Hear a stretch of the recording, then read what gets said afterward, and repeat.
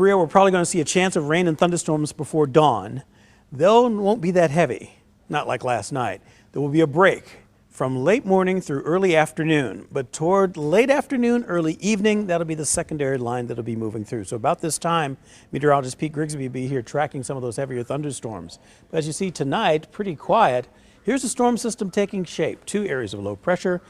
This one more dominant. Actually, this one's going to become more dominant. They will kind of combine their talents in the upper Midwest. Better chance of severe weather up there.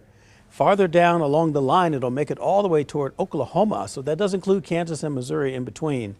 And toward the afternoon, evening hours, that'll be the best chances for getting all 3.